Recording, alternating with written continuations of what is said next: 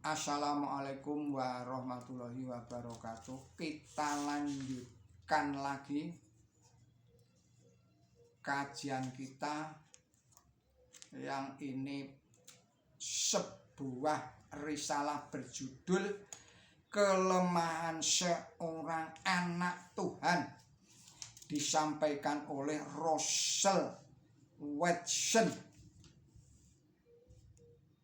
Saudara-saudara para pemirsa channel Kereweng Aji yang berbahagia, Assalamualaikum warahmatullahi wabarakatuh. Bismillahirrahmanirrahim. Kritik datang terhadap perguruan tinggi yang baru menerbitkan Injil itu, dan sebagian anggota menyetujui untuk menekan risalah itu.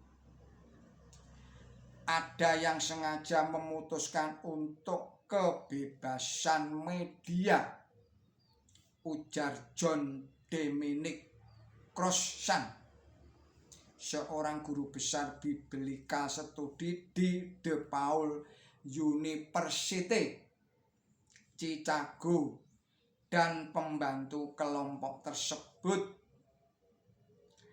Kita pikir warna-warna itu lebih cocok.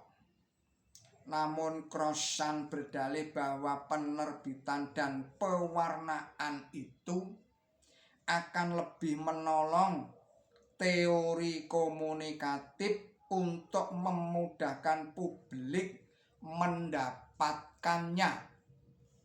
Lebih-lebih bagi Injil kanonik yang 4 itu, yaitu Matius, Markus, Lukas, dan Yohanes.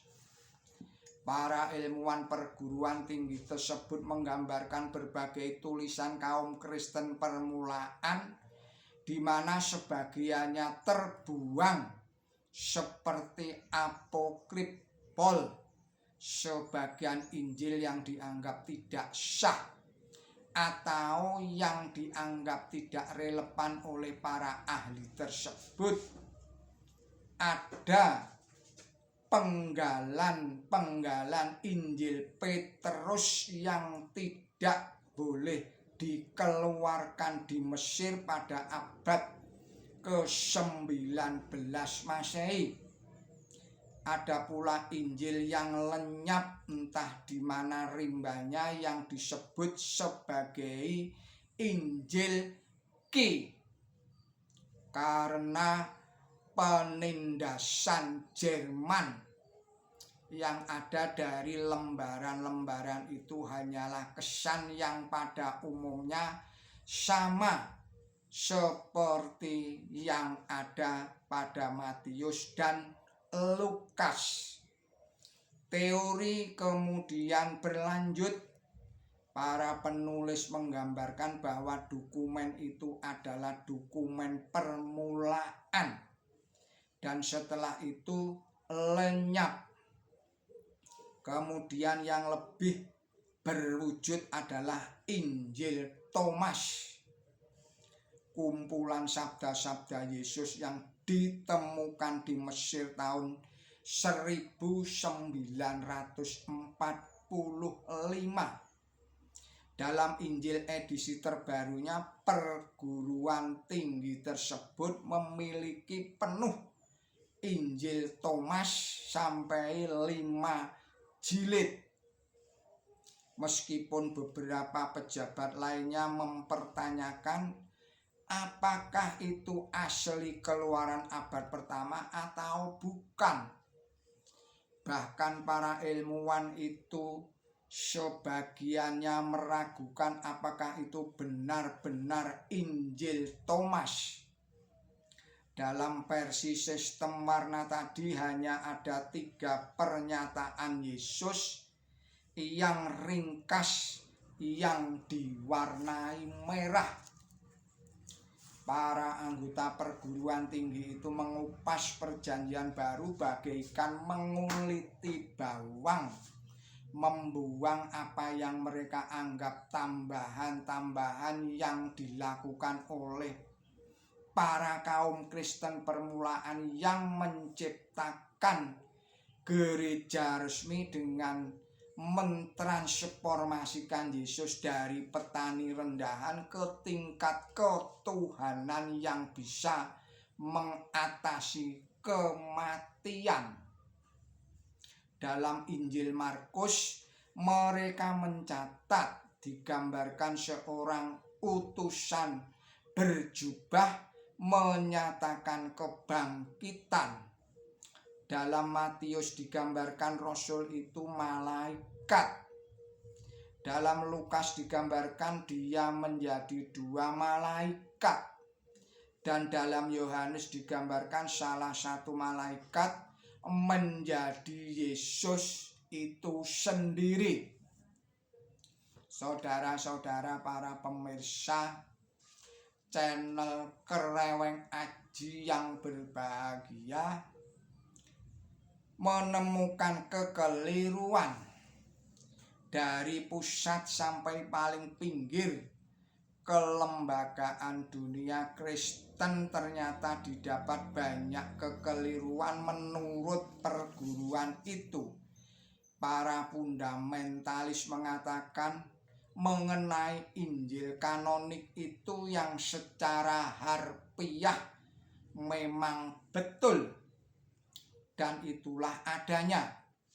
Kaum Kristen yang lebih liberal berpendapat bahwa perguruan tinggi itu mengada-ada atau menambah-nambah tulisan dari aslinya yang ditulis oleh para penulis Kristen abad permulaan.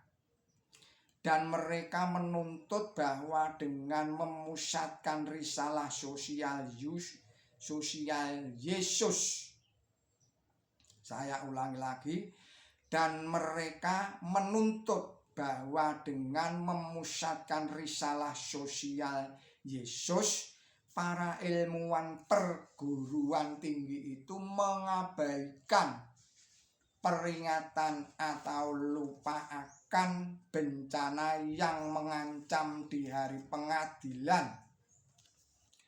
Metodik itu membengkokkan kebijaksanaan Yesus, kata Paul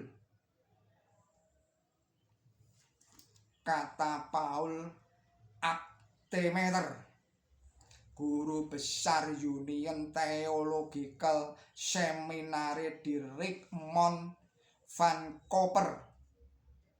Mereka tidak mengerti unsur apokaliptik di dalam Injil.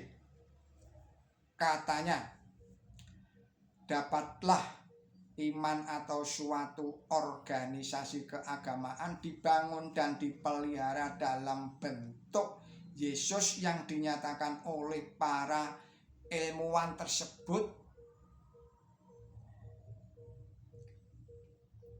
Para anggota Kristen dalam kelompok tersebut menyatakan dengan tegas bahwa hal itu bisa dan memang telah terbentuk. Keimanan Kristiani dilandasi dengan iman kepada sejarah Yesus sebagai manifestasi Tuhan. Tulis Crossan di dalam bukunya Yesus, A Revolutionary Biography, 209 halaman, HarperCollins. Saudara-saudara para pemirsa channel Kereweng Aji yang berbahagia, Yesus yang dia dan koleganya simpulkan mungkin secara mendadak mengejutkan sebagian kaum Kristen dan bisa lebih dipercaya daripada figur tradisional yang digambarkan oleh Raymond Browen dan para teolog ekstrim lainnya.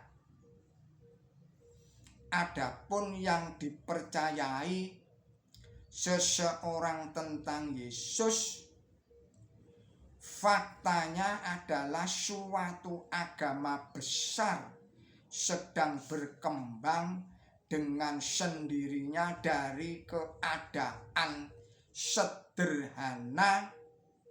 Mungkin ini rencana Tuhan.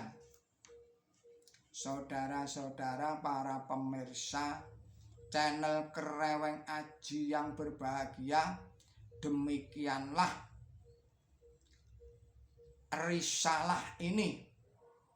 Mohon maaf atas segala kesalahan dan kekilapan saya di dalam menyampaikannya. Billahi taufik wal hidayah. Ihdinas siratal mustaqim. Wassalamualaikum warahmatullahi wabarakatuh.